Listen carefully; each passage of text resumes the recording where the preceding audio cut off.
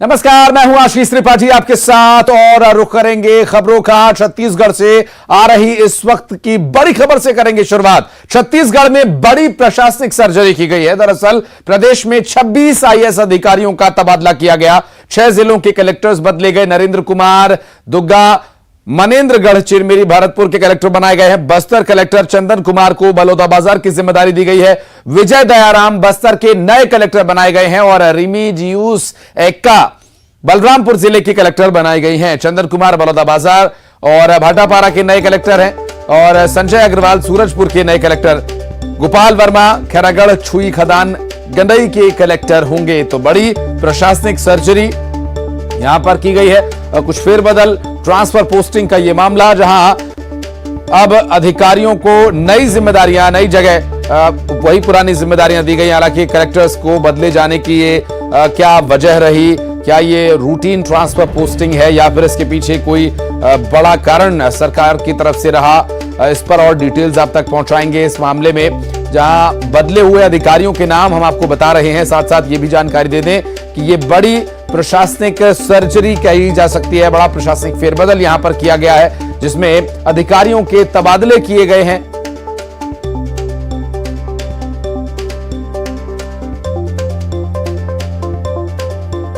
और ममता लांजेवार हमारी सहयोगी इस वक्त हमारे साथ मौजूद है, उनसे बात करेंगे। ममता, अभी की अगर बात करें तो ट्रांसफर पोस्टिंग का जो ये अभी हाल में जो बड़ी प्रशासनिक सर्जरी अभी की गई है, इसका नोटिफिकेशन जारी हो चुका है। क्या तत्काल प्रभाव से ये लागू है? इसके पीछे के क्या कारण माने जा सकते हैं? बिल्कुल देखिए, 26 आईएएस अधिकारियों के तबादले हुए हैं और 6 जिलों के कलेक्टर जो है वो बदले गए हैं, इधर से उधर किए गए हैं। और जाहिर तौर पर इसको एक बड़ी प्रशासनिक सर्जरी के तौर पे देखा जा सकता है। करीबन 6 महीने बाद में जो विधानसभा के चुनाव है वो होने वाले हैं और जाहिर तौर पर इस चुनाव के पहले अगर ये जो बदलाव किए गए हैं तो उसके कुछ मायने भी हैं, क्योंकि इसको रूटीन की सर्जरी के तौर पर नहीं देखा जा सकता और उसको रूटीन की सर्जरी के तौर पर नहीं देखा जा सकता। दूसरी बात, अगर हम बात करें तो एक तरह से मुख्यमंत्री भूपेश बघेल जो है वो भेंट मुलाकात भी करते हैं और भेंट मुलाकात के जरिए भी फीडबैक ले रहे हैं। तो कई बार ऐसा होता है कि बहुत पावरफुल जिले में रहते हैं और उसके बाद में अगर उनको लूप लाइन में भेज दिया गया तो साफ तौर पे इसको एक तरह से माना जाता है, 2 तरह से माना जाता है। एक तो ये कि या तो उनकी कंप्लेन लगातार हुई है, दूसरी या परफॉर्मेंस बहुत अच्छा नहीं है, दूसरा ये भी देखा जाता है तो कई बार की गुड लिस्ट में है तो उन्हें कमजोर जिलों की जिम्मेदारी दी जाती है कि इसे जो है इस जिले को भी उस पहले जिले की तरह बेहतर बनाना है। तो ये एक तरह से कहें कि एक एनालिसिस का एक विषय है। लेकिन ये जरूर है कि ये जो इसके साथ ही 6 करीबन 8 जो राज्य प्रशासनिक सेवा के जो अधिकारी हैं उनके भी तबादले किए गए हैं। तो ये एक महत्वपूर्ण अगर हम बात करें एक बड़ी सर्जरी के तौर पे इसे देखा जा सकता है। जी, बहुत शुक्रिया आपका इस पूरे मामले पर जानकारी के लिए ममता। और चूंकि जिस तरह से ये बदलाव किए गए हैं, इस बदलाव से आगामी जो चुनाव है उसमें भी इसका असर देखने को मिल सकता है, क्योंकि अभी ये ट्रांसफर पोस्टिंग कुछ समय तक और जारी रह सकती है। आगे डिटेल्स लेने के लिए आपसे संपर्क करेंगे फिर। और बढ़ते आगे रुक करेंगे अगली खबर का। दुर्ग से बड़ी खबर, भिलाई स्टील प्लांट में एक हादसा हो गया। दरअसल कास्टल 6 में मेटल छलक जाने की वजह से यह हादसा हो गया। हादसे में 4 मजदूर झुलस गए। घायल 2 मजदूरों की हालत काफी गंभीर बताई जा रही है। सेक्टर 9 अस्पताल में उनका इलाज जारी है। विधायक देवेंद्र यादव यहां पहुंचे हैं अस्पताल में उनका हालचाल जानने के लिए। और लगातार बीएसपी में हो रहे हादसों को लेकर विधायक ने नाराजगी जताई है। स्वाभाविक है, क्योंकि कई हादसे लगातार हुए हैं जिसके बारे में पुनर्विचार करने की आवश्यकता है, जांच करने की आवश्यकता है। और कास्टल 6 में क्या हादसा हुआ जहां पर जो लिक्विड मेटल है जो गर्म था और उसके छलकने की वजह से 4 मजदूर इसकी चपेट में आ गए, जिसमें 2 मजदूर गंभीर रूप से घायल हैं, जिन्हें सेक्टर 9 अस्पताल में भर्ती कराया गया इलाज के लिए। और विधायक देवेंद्र यादव हालचाल जानने के लिए वहां पहुंचे हैं और साथ ही साथ उन्होंने इस हादसे के साथ साथ अब नाराजगी जताई है इस पर कि यहां लगातार हादसे आखिर क्यों हो रहे हैं। पूर्ण घटना है और हमारे 4 श्रमिक साथी इसमें झुलस गए हैं। हम अभी बीएसपी के अस्पताल प्रबंधन से हमारी चर्चा हुई है। चारों ही लोग मतलब 2 लोग तो काफ़ी ज़्यादा गंभीर अवस्था में और 2 लोग जो बचे हैं उनकी वो भी काफ़ी जल चुके हैं। मुख्यतः हमारा ध्यान ये है कि जो पीड़ित है, दुर्घटनाग्रस्त लोग हैं, इन लोगों का इलाज बेहतर तरीके से हो, इसके लिए हम लोगों ने ध्यान में रखते हुए जिला प्रशासन ने जो हमारी मेडिकल टीम है वो भी यहाँ सेक्टर 9 हॉस्पिटल के सामान्य जो डॉक्टर्स हैं उनके साथ कनेक्टेड है। हम लोग हर और मिथिलेश हमारे सहयोगी इस वक्त फोन लाइन पर है। मिथिलेश, क्या स्थिति है अभी कर्मचारियों की? देखिए, मैं बताना चाहूंगा कि आज ये दोपहर में घटना हुई थी और चारों को भिलाई के सबसे प्रमुख भिलाई के सेक्टर 9 अस्पताल में भर्ती कराया गया है, जहां पर दो काफी गंभीर रूप से घायल हैं जिनका इलाज चल रहा है। काफी झुलसे हुए हैं ये। तो इस तरह से अभी तक जो जानकारी सामने आई है उसमें यही है कि जो कास्टल 6 में जो है वहां पर मेटल छलका था, वहां पर वेल्डिंग का काम हो रहा था और वहां पर सबसे बड़ी बात है गैस वहां पर फैली हुई थी और यही वजह है कि जब उसकी चिंगारी निकली तो वो गैस में गैस के उसमें आ गई, संपर्क में आ गई और वहां पर मेटल छिड़का। तो इस तरह से एक बड़ी घटना हो गई थी। तो कहीं ना कहीं गैस मॉनिटर होना चाहिए था, वो नहीं था। इसके साथ साथ जो वहां पे काम कर रहे हैं कि उनको सुरक्षा के लिए भी रखना चाहिए थे उपकरण, वो भी नहीं देखे गए। तीसरी बात यह है कि जो अनुभवी वहां पर काम करना चाहिए वो अनुभवी नहीं थे। ठीक है, श्रमिक ये चारों हैं जो झुलसे हुए हैं। तो कहीं ना कहीं संयंत्र प्रबंधन की एक भरपूर लापरवाही दिख रही है, क्योंकि जब भी इस तरह की कोई घटनाएं होती है तो उसमें ठेका श्रमिक ही अक्सर जो दुर्घटनाओं के शिकार होते हैं। उसका कारण भी यही है कि इनको प्रॉपर जो ट्रेनिंग देनी चाहिए वो प्रॉपर ट्रेनिंग नहीं दी जाती है और कई गंभीर जगहों पर इनसे काम लिया जाता है और यही वजह होती है कि वे अक्सर दुर्घटनाओं के शिकार हो जाते हैं। तो कहीं ना कहीं पूरी तरह से लापरवाही सामने आई है। आज विधायक देवेंद्र यादव यहाँ पर पहुंचे हुए थे, मरीजों और उनके परिजनों से मुलाकात की। उन्होंने बेहतर इलाज के देने के लिए प्रबंधन से चर्चा की है। साथ ही उन्होंने नाराजगी भी जताई है, क्योंकि लगातार भिलाई स्टील प्लांट में जो है एक के बाद एक हादसे हो रही हैं। तो कहीं ना कहीं अब इन्होंने ये भी किया है कि जो आने वाले समय में इसमें एक्शन लिया जाएगा। किस तरह का एक्शन होगा ये देखने वाली बात होगी, लेकिन फिलहाल ये है कि जो अस्पताल में भर्ती हैं मरीज, उनको बेहतर उपचार मिल सके, ये पहली प्राथमिकता है। आशीष, प्लांट प्रबंधन की तरफ से कोई सफाई? देखिए, अभी प्लांट प्रबंधन की ओर से तो कोई सफाई नहीं है। ये अक्सर ये होता है कि जब भी इस तरह की घटनाएं होती है, जब बहुत ज्यादा प्रकाश में आ जाती है, तो उसके बाद में प्रबंधन एक 2 लाइन का छोटा सा दे देता है कि ये एक कारण था और कहीं ना कहीं अपने बचाव के लिए वो दिया जाता है। इसके पहले भी कई तरह के अन्य तो अक्सर ये देखा गया है कि प्रबंधन संयंत्र के भीतर किसी की जाने की अनुमति नहीं होती है। अक्सर छोटी जब घटनाएं होती है तो उनको वही दबा दिया जाता है। जब कुछ बहुत ज्यादा बड़ा हो जाता है तब कहीं आखिर एक छोटा सा 2 लाइन का आता है, वो कुछ इसी तरह की भी बातें सामने आएंगी। तो अभी फिलहाल प्रबंधन की ओर से ये बिल्कुल स्टील प्लांट की लापरवाही भी कही जा सकती है और इस पर गहनता से जांच होनी चाहिए और कानूनी कार्रवाई होगी, तब कहीं जाकर इस पर जो प्लांट प्रबंधन है कोई गंभीरता दिखाएगा। बहुत शुक्रिया आपका इस पूरे मामले पर जानकारी के लिए। चलिए बढ़ते हैं आगे और करेंगे अगली बड़ी खबर का। रायपुर ग्रामीण विधानसभा क्षेत्र के बोरिया खुर्द में मुख्यमंत्री भूपेश बघेल ने लोगों से भेंट मुलाकात की और क्षेत्रवासियों को 167 करोड़ रुपए के विकास कार्यों की सौगात दी। 36 करोड़ रुपए से अधिक के विकास कार्यों का लोकार्पण और 126 करोड़ रुपए से अधिक के कार्यों का भूमि पूजन किया। इस मौके पर सीएम बघेल ने कहा कि कमल विहार अब कौशल्या विहार के नाम से जाना जाएगा। वहीं कबीर नगर और सड्डू की हाउसिंग बोर्ड कॉलोनीज के साथ ही रायपुर ग्रामीण विधानसभा क्षेत्र के अंतर्गत आने वाली सभी बीएसयूपी कॉलोनीज में सीवरेज ट्रीटमेंट के लिए 50 लाख रुपए की राशि दी जाएगी। मुख्यमंत्री ने इस दौरान लोगों से स्वास्थ्य सुविधाओं की जानकारी भी साझा की और उन्होंने मोबाइल मेडिकल वैन के बारे में भी लोगों से पूछा कि कैसे सुविधाएं लोगों को मिल रही है। एक तरह का फीडबैक उन्होंने लोगों से स्वयं लिया।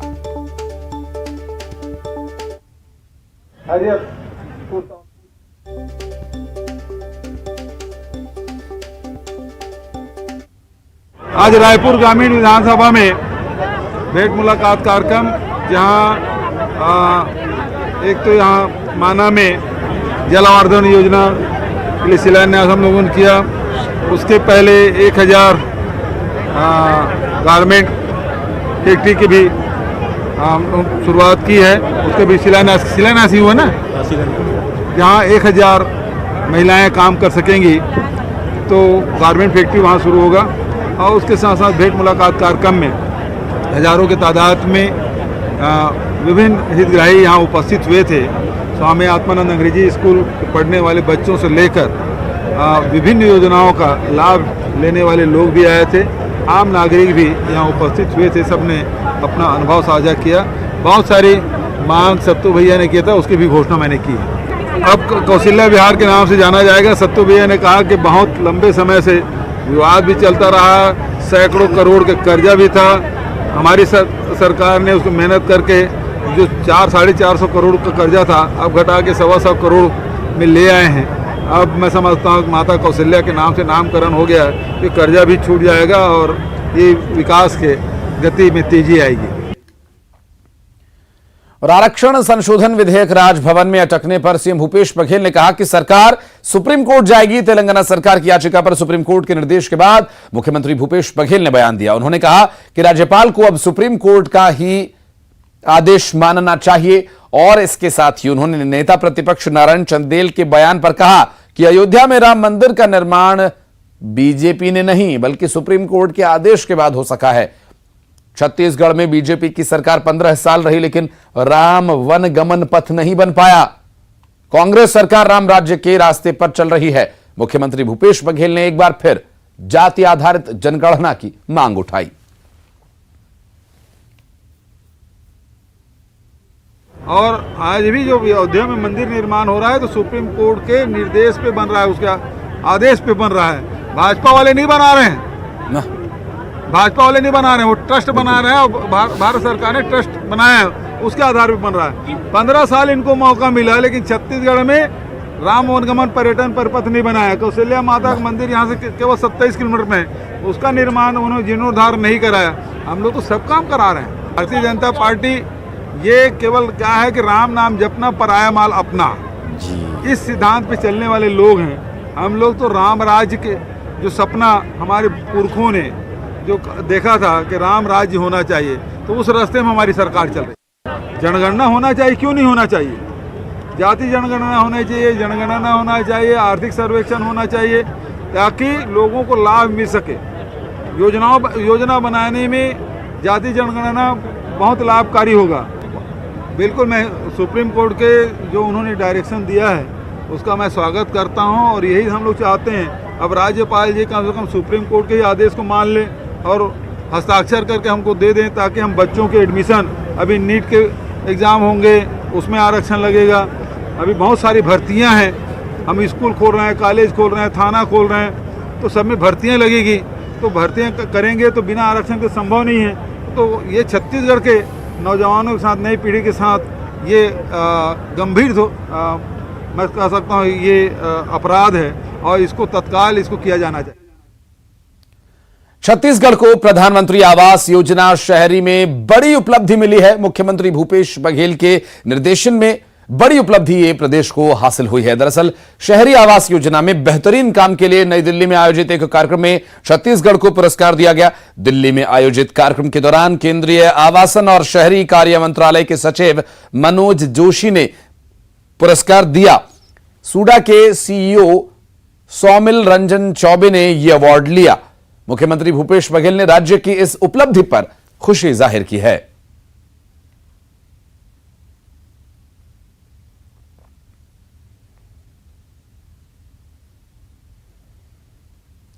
चलिए बढ़ते हैं आगे। आपको बता दें कि विधानसभा चुनाव की तैयारियों में बीजेपी पूरे जी जान से जुट गई है और इसी कड़ी में बीजेपी प्रदेश प्रभारी ओम माथुर ने दुर्ग में संभाग स्तरीय बैठक ली और बैठक में 7 जिले के पदाधिकारी मौजूद रहे। इसके अलावा ओम माथुर ने दुर्ग शहर विधानसभा के कार्यकर्ताओं के साथ भी बैठक की, जिसमें आगामी विधानसभा चुनाव को लेकर आवश्यक दिशा निर्देश दिए गए। बैठक के बाद बीजेपी के प्रदेश प्रभारी ओम माथुर ने कांग्रेस पर जमकर निशाना साधा और कहा कि कांग्रेस सरकार में जमकर भ्रष्टाचार हुआ है। ये कांग्रेस अपने गिरबान में जाके यूपीए 1 यूपीए 2 में क्या हुआ, उन्हीं सरकार की एजेंसियों ने क्या किया, जो उनकी संवैधानिक एजेंसियों ने क्या किया। 9 साल से हमारी सरकार चल रही है, आज तक कांग्रेस कोई भी एक आरोप नहीं लगा पाई सरकार पे, व्यक्तिगत आरोप नहीं लगा पाई। तो ये दुनिया जनता समझ चुकी है और इसलिए कांग्रेस क्या बोलती है ये अलग विषय, भाजपा क्या करती है वो अलग विषय, और करने का सीधा सीधा मतदाता से संबंध है। और वो सर्टिफिकेट हमको जनता लगातार देती जा रही है और आने वाले 24 में भी देगी और अभी 23 में भी। और कोंडागांव से बड़ी खबर, नेशनल हाईवे 30 पर सड़क हादसा हो गया। दरअसल बस और ट्रक के बीच भीषण टक्कर का यह मामला। बस में सवार 12 यात्री घायल हो गए। घायलों को फरसगांव अस्पताल ले जाया गया और हादसे के बाद नेशनल हाईवे पर वाहनों की लंबी कतार लग गई। फरसगांव थाना क्षेत्र का यह पूरा मामला और बस और ट्रक के बीच भीषण टक्कर हुई है। इस हादसे में बस और ट्रक के बीच टक्कर पर जो जानकारी अभी तक मिल रही है उसमें कई लोग घायल हुए। 12 से ज्यादा यात्री इसमें घायल बताए जा रहे हैं और इन घायलों को फरसगांव अस्पताल ले जाया गया है। और हमारे सहयोगी विवेक इस वक्त फोन लाइन पर मौजूद है। विवेक, क्या जानकारी मिल पा रही है, क्या स्थिति है घायलों की? देखिए, ये बता दें कि ये बारिश की वजह से एक्सीडेंट हुआ है, ऐसा अनुमान लगा जा रहा है। और बस की जो रफ्तार थी काफी तेज थी और अभी घायलों को फरसगांव अस्पताल में भर्ती कराया गया। घायलों की संख्या बढ़कर 25 के करीब हो गई है और इसमें से कुछ लोगों को रिफर भी किया जा रहा है। ये तेज रफ्तार के कारण ये एक्सीडेंट का कारण बना है। जी विवेक, लगभग कितने लोगों को चोट आई है? ये बस कहां से कहां के लिए जा रही थी और पुलिस की तरफ से क्या कोई कार्रवाई की गई है? देखिए, ये कांकेर रोडवेज की बस है। ये रायपुर से जगदलपुर जा रही थी और फरसगांव के आगे मोड़ पर जो बोरगांव के पास में बोरगांव फरसगांव के बीच में जटाई सीधा पड़ता है, वहां पर टर्निंग है। वहां पर तेज रफ्तार बस सीधा सीधा ट्रक के आमने सामने टक्कर हुई है और इसमें करीब 22 से 25 जो यात्री हैं वो घायल हुए हैं। तो पुलिस जो फरसगांव टीआई है उनसे जानकारी ली गई। उनका कहना था कि 22 से 25 घायल है, जिसमें से कुछ को रिफेयर किया जा रहा है। हालांकि ज्यादा गंभीर चोट नहीं आई है, पर अभी जैसे जैसे इलाज अस्पताल में घायलों को लाया जा रहा है उसके बाद स्थिति स्पष्ट हो जाएगी कि कितने और घायल हैं। और सबसे बड़ी प्राथमिकता पुलिस की ये रही है कि अभी जो नेशनल हाईवे में जो जाम की स्थिति है उसको बहाल करना है, वहीं घायलों को अस्पताल भी पहुंचाना है। तो पुलिस दोनों ओर से लगातार प्रयास करी ताकि कोई गंभीर किसी घायल है उसका समय पर इलाज भी मिल जाए और वहीं पे नेशनल हाईवे में जाम की स्थिति ना बने। जी शुक्रिया विवेक आपका जानकारी के लिए। और बलरामपुर में भारतीय जनता युवा मोर्चा ने प्रदेश सरकार के खिलाफ मोर्चा खोल दिया। बेरोजगारी भत्ता के लिए प्रदेश सरकार की ओर से बनाए गए नियम कानून के विरोध में यह प्रदर्शन किया गया और इस दौरान पूरे शहर में रैली निकालकर कलेक्ट्रेट कार्यालय में स्थित रोजगार कार्यालय का घेराव का प्रयास किया गया। इस दौरान पुलिस और प्रदर्शनकारियों के बीच झड़प भी हो गई, जिसमें कई प्रदर्शनकारियों सहित पुलिसकर्मियों को भी चोट आई है। दरअसल प्रदर्शनकारियों को रोकने के लिए पुलिस ने वाटर कैनन का इस्तेमाल यहां पर किया। 2 तस्वीरें इससे जुड़ी हुई हम आपको दिखा रहे हैं। भारतीय जनता युवा मोर्चा के कार्यकर्ताओं की तरफ से प्रदर्शन किया गया बेरोजगारी को लेकर। और रायपुर से बड़ी खबर, विधायक बृहस्पति सिंह के खिलाफ ईओडब्ल्यू में शिकायत। बीजेपी नेताओं ने ईओडब्ल्यू में शिकायत दी है। दरअसल बृहस्पति सिंह के वायरल वीडियो के मामले पर यहां शिकायत दी गई है। बृहस्पति सिंह के भ्रष्टाचार समर्थन बयान की शिकायत की गई है। दरअसल घूस के संबंध में एक वीडियो सामने आया था जिसमें विधायक महोदय घूस के पैसे वापस लौटाने की बात कह रहे थे। और बढ़ते आगे खबरें 25 सेकंड्स में नजर डालेंगे।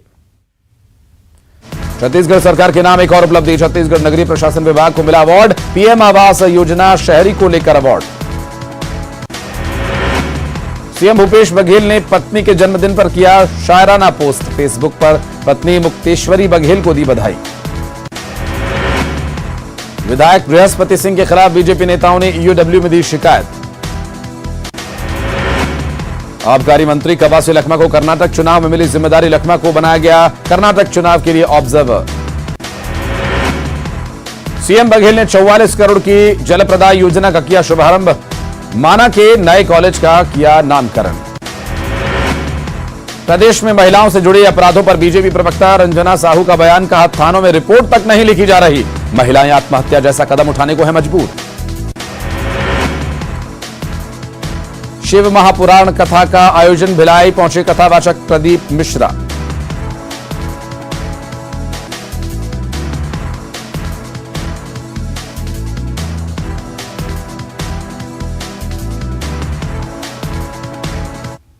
और सीधा लिए चलते हैं आपको एक कार्यक्रम में जहां मुख्यमंत्री शिवराज सिंह चौहान मौजूद हैं। क्या कुछ कह रहे हैं, सुनवाते हैं आपको।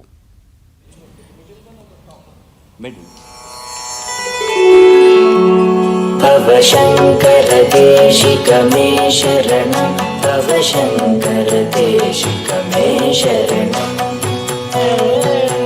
भव शंकर देशिक मे शरणं, भव शंकर देशिक मे शरणं। विदिताखिलशास्त्रसुधा जलते महितोपनिषत्प्रथितार्थनिधे हृदये कलये विमलं चरणं भव शङ्कर देशिकमे शरणं भव शङ्कर देशिकमे शरणं भव शङ्कर देशिकमे शरणं। हमारी वेबसाइट है, हमारा ये पोस्टर, और इसके माध्यम से हमारी तमाम गतिविधियों से आप सीधे जुड़ सकते हैं। डॉक्टर यजनीश्वर शास्त्री जी हमारे पूर्व कुलपति सांची बौद्ध विश्वविद्यालय के उपस्थित हैं, और दीक्षांत अनुशासन क्या होता है और दीक्षांत अनुशासन की हमारी परंपरा क्या कहती है। वैसे तो एक सूत्र कहता है कि एकमेवाक्षरम यस्तु गुरु शिष्यम प्रबोधयेत पृथिव्याम नास्ति तद्द्रव्यम यदत्वा चांद्रणी भवेत। लेकिन इस गुरु परंपरा से इतर हमारा ये जो दीक्षांत का और हमारा जो अनुशासन है, जिस अनुशासन से चलकर इन्होंने दीक्षा पाई है, उस पर प्रकाश डालेंगे आदरणीय श्री यजनीश्वर शास्त्री जी। सर्वेभ्यो नमः, सर्वाभ्यश्च नमो नमः। और एक छोटे से ब्रेक के लिए रुक रहे हैं, जल्द लौटते हैं।